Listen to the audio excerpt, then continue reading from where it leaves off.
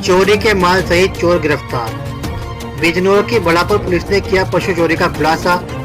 Police ने चोरी की गई 2 भैंस, 1 कटरा, 1 टाटा मैजिक, 1 मोटरसाइकिल तथा अवैध शस्त्र सहित 3 हिस्ट्री शीटर अभियुक्तों को गिरफ्तार किया है।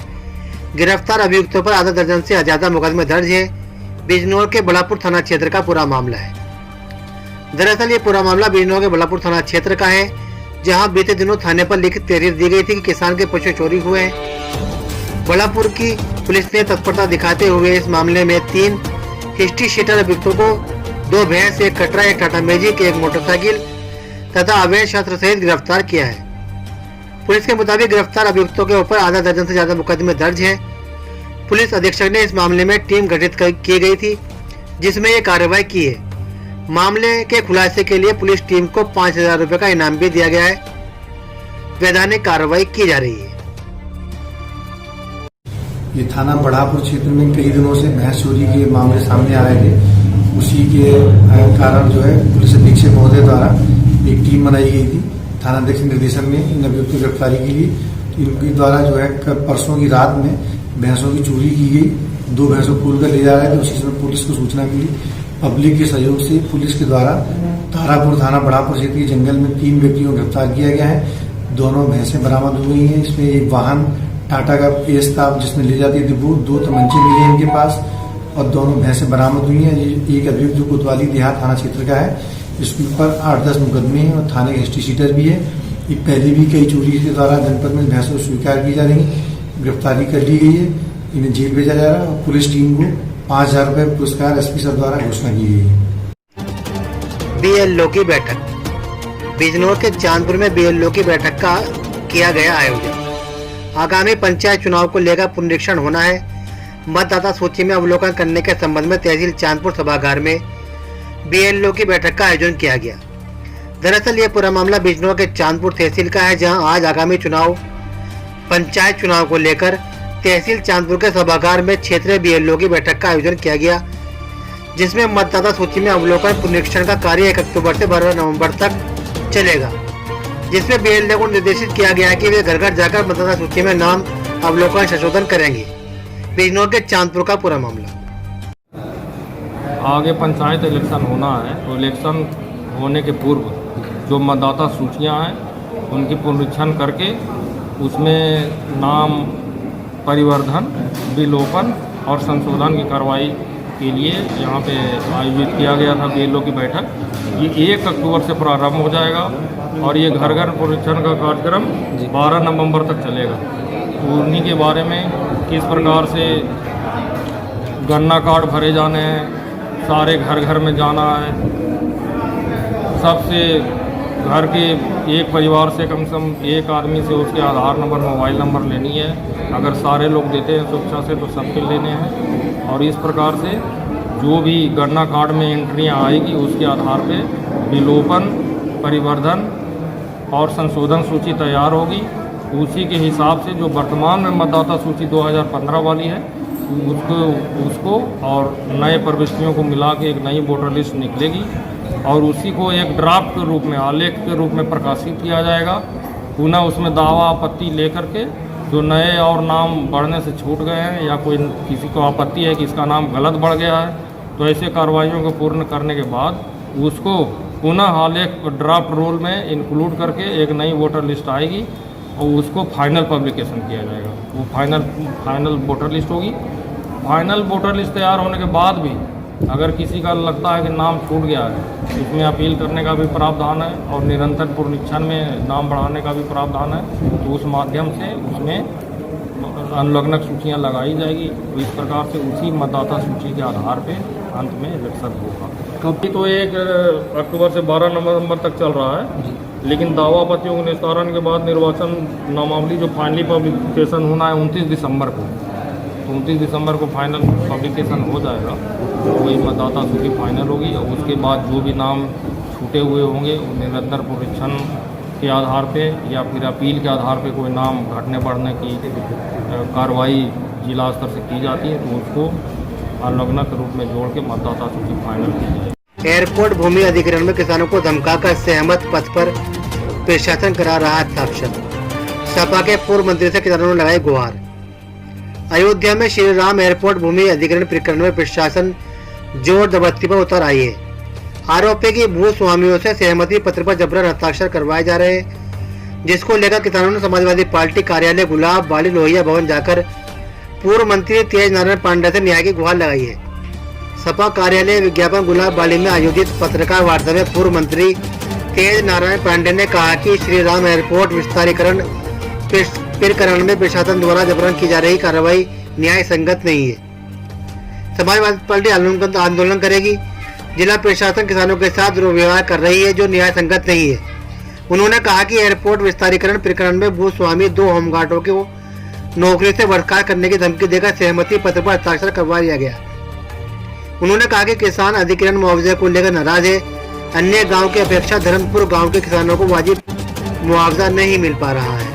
मौजूद है और इन गांव के किसानों ने इस बात की शिकायत की है कि फैजाबाद के जो प्रशासनिक अधिकारी हैं ये गांव में गुंडों जैसा आचरण कर रहे हैं, अपराधियों जैसा आचरण कर रहे हैं। गांव के किसानों को धमकी दी जा रही है मुकदमा दर्ज करने की, फर्जी जेल भेज देने की धमकी दी जा रही है। होमगार्ड विभाग के जो कमांडेंट हैं, जो अधिकारी हैं, उन्होंने 2 कर्मचारियों को जो होमगार्ड विभाग में काम करते हैं उनको बुलाया, डराया, धमकाया, बर्खास्त करने की धमकी दी और उसके बाद सहमति पत्र पर उनसे डरा धमका कर पूरे परिवार को जेल भेजने की धमकी देकर सहमति पत्र पर साइन करा लिया गया। वो लोग इतने डरे सहमे हैं कि वो उनकी पत्नी, उनके बेटे घर से नहीं निकलना, ये स्थिति है। योगी आदित्यनाथ की सरकार में प्रशासनिक अधिकारी गुंडों जैसा, अपराधियों जैसा व्यवहार गांव के किसानों से, बुजुर्गों से कर रहे हैं।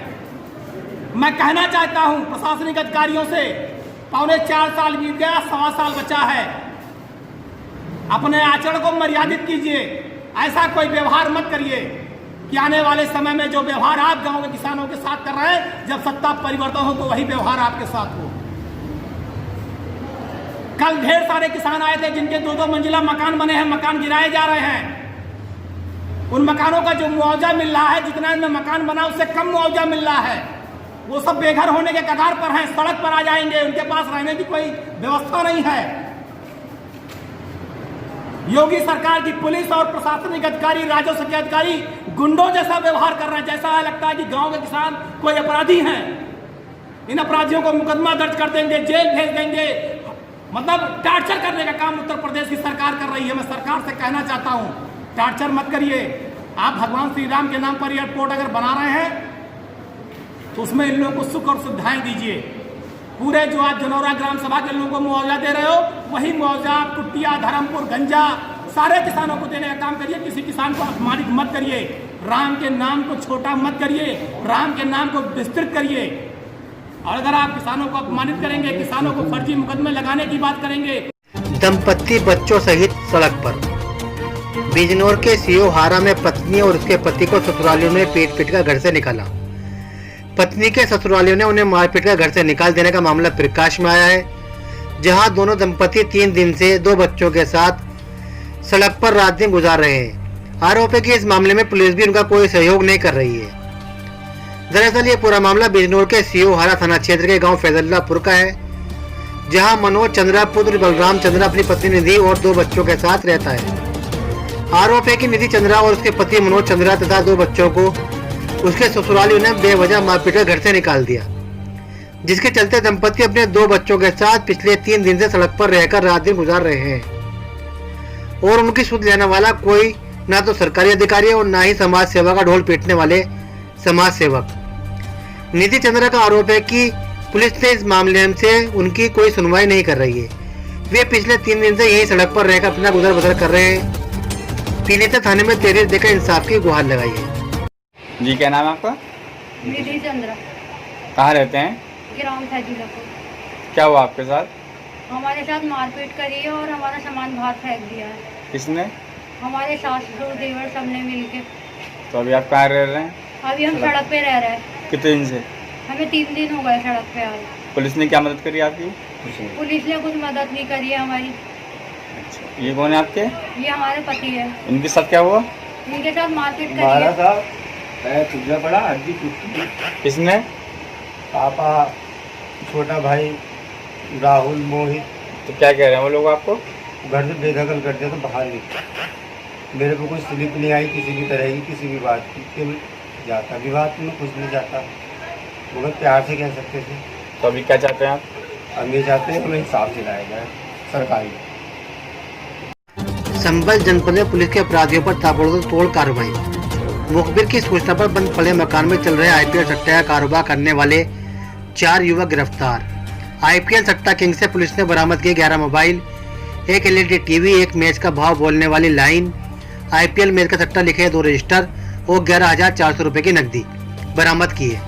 पुलिस अधीक्षक यमुना प्रसाद ने खुलासा करते हुए चारों आरोपियों पर सार्वजनिक अधिनियम की धारा 477/2020 के तहत मुकदमा पंजीकृत कर लिया है और चारों आरोपियों गैंगस्टर की कानूनी कार्रवाई पूरी कर जेल भेज रही है। ये जनपद संभल में अपराध एवं अपराधियों के विरुद्ध अभियान चलाया जा रहा है। इसी क्रम में आईपीएल क्रिकेट पर सट्टा लगाने वाले 4 अभियुक्त गिरफ्तार हुए हैं मोहल्ला हौज भदेसराय से। ये यहाँ पे एक रजिस्टर रख करके और लोगों को आईपीएल में सट्टा लगवाते थे, जिसमें पर बाल 100 रुपये, चौके पर 1000 रुपये, छक्के पर 2000 रुपये और शतक पर 10,000 रुपये के हिसाब से ऑनलाइन सट्टा लगाते थे। इसमें 4 अपराधी जो नसीम अख्तर, मोहम्मद नाजिम, आकिब उर्फ सिकंदर और साकिब को गिरफ्तार किया गया है। इनके कब्जे से 11 mobile, 1 TV, 1 remote set, 1 set top box, 2 register, 2 pen, चटाई और 11,400 रुपये नकद बरामद किए गए हैं। और इसके जो अन्य लोग हैं और भी जुड़े हुए हैं, उसमें भी हमारी टीमें लगी हुई हैं। ऐसे जितने भी अपराधी हैं जो जुआ, सट्टा ये सब खेल रहे हैं, उनके खिलाफ विधिक कार्रवाई जारी रहेगी। अभी ये 4 अपराधी गिरफ्तार हुए हैं, उनको तत्काल विधिक कार्रवाई की जा रही है। सर और जगह भी छापेमारी लगातार ये अभियान जारी रहेगा। जितने भी जुए, सट्टे और ये आईपीएल में फर्जी मेडिकल का आरोप। 2 पक्षों के बीच हुए विवाद को लेकर मेडिकल के लिए पहुंचे अस्पताल। एक पक्ष ने अस्पताल परिसर में ही जोरदार हंगामा करते हुए डॉक्टर पर पैसे लेकर फर्जी मेडिकल करने का आरोप लगाया है, जिससे अस्पताल परिसर में अफरा तफरी मच गई। गुस्साए पक्ष ने फर्जी मेडिकल का आरोप लगाते हुए डॉक्टर के खिलाफ कार्रवाई की मांग की है। सोमवार को बेंगलोर के थाना नांगल सोते के गांव सेहतपुरी में 2 पक्षों के बीच हुए झगड़े को लेकर दोनों पक्ष अपनी मेडिकल जांच के लिए प्राथमिक स्वास्थ्य केंद्र नजीबाबाद पहुंचे थे, जहां पर दोनों पक्षों का मेडिकल किया गया।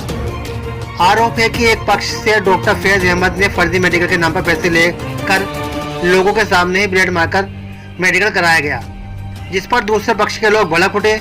एक युवक को पकड़कर ब्लेड मारने का आरोप लगाते हुए जमकर हंगामा करता गया।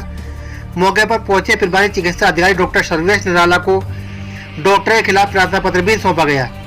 लोगों का आरोप है कि डॉक्टर आए दिन फर्जी मेडिकल में लगा रहता है।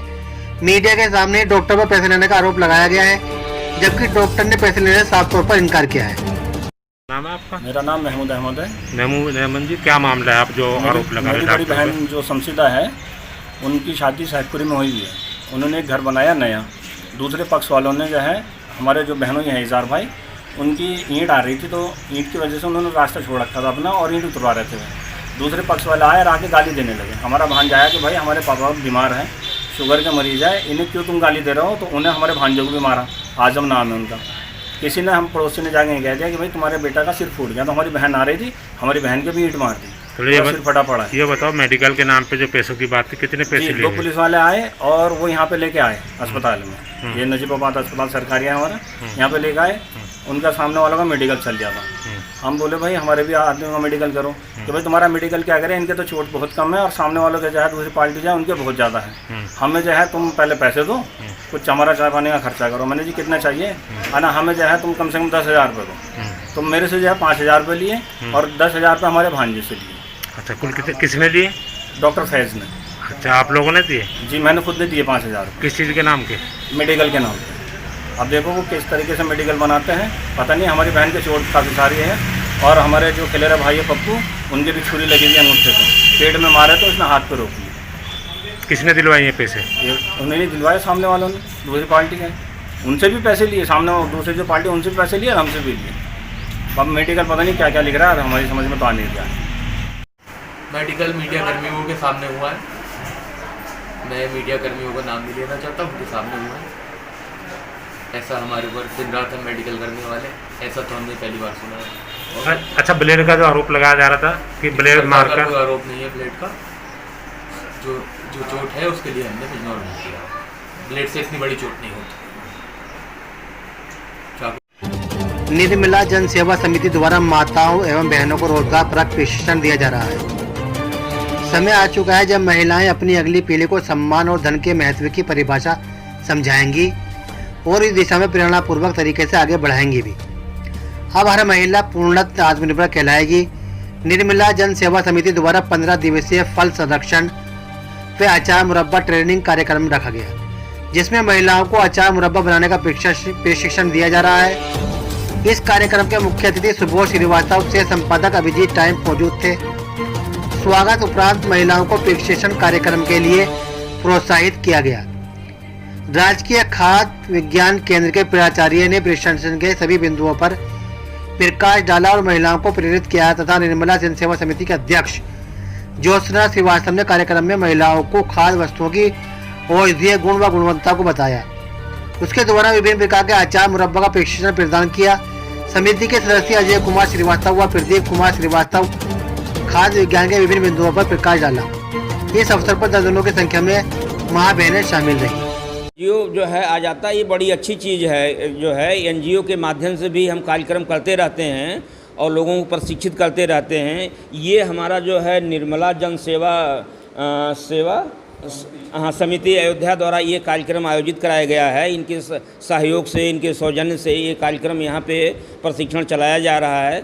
ये बहुत ही अच्छी बात है कि ऐसे अगर जो है ये क्या नाम है आपके समिति वाले आ जाते हैं और हमसे मिल लेते हैं या उनसे भी हम संपर्क करते रहते हैं, तो उनके माध्यम से वहाँ जाके भी हम क्लास कर देते हैं और यहाँ भी अगर आते हैं तो उनको सुविधा हम यहाँ भी प्रदान करवा देते हैं। इसके मैडम ये ज्योत्सना जी हैं, इनका मैं आभार व्यक्त करना चाहता हूँ कि इन्होंने इनके सहयोग से ये कार्यक्रम जो है चलवाया जा रहा है। ये इसके लिए ये मतलब धन्यवाद के पात्र हैं, है ना।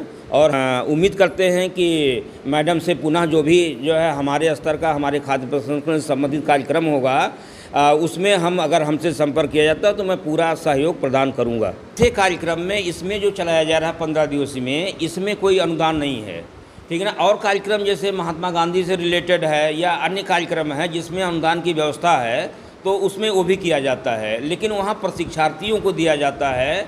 जो प्रशिक्षार्थी उसमें सम्मिलित होते हैं, है ना, उनको ये अनुदान अगर उससे संबंधित कार्यक्रम उद्यम लगाते हैं तो उनको ये जो है अनुदान दिया जाता है।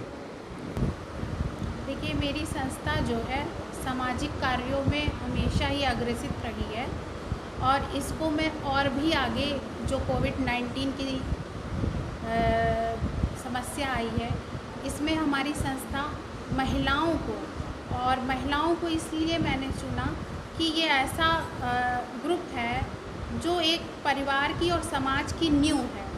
इस नींव को मैं मजबूत करना चाहती हूँ। मेरी संस्था इस नींव को मजबूत करेगी जिससे कि हमारा समाज, हमारा देश और हमारे ये इकाई है, ये समाज जो है देश की इकाई। अगर ये इकाई, ये महिलाएं अगर हमारी स्वरोजगार होती हैं और इस खाद्य के बारे में जो अवेयरनेस कम है, इसकी भी हमारी ये सोच है कि इस खाद्य के द्वारा मैं इन महिलाओं को अवेयरनेस लाऊं कि इस मेडिसिनल जो इसके गुण हैं, जैसे हमारे प्रधानाचार्य ने बताया कि इनके गुण, पहली बात तो महिलाओं को पता नहीं होते। अवेयरनेस की बहुत कमी है कि हमको और हमारे परिवार को किस प्रकार के भोजन लेने चाहिए, किस प्रकार की सीजनल चीज़ों का उपयोग अपने खान पान में करना चाहिए। तो मैं इस प्रशिक्षण के द्वारा खाद्य से संबंधित जो भी ज्ञान विज्ञान है उसका मैं इनको ज्ञान देना चाहती हूँ, अवेयर करना चाहती हूँ।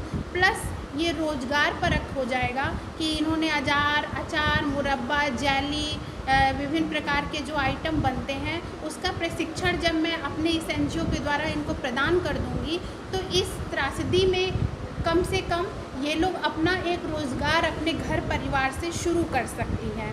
तो मैंने अपने एनजीओ द्वारा इन दो बातों को समाहित करके इस प्रोग्राम को रखने का एक प्रयास किया।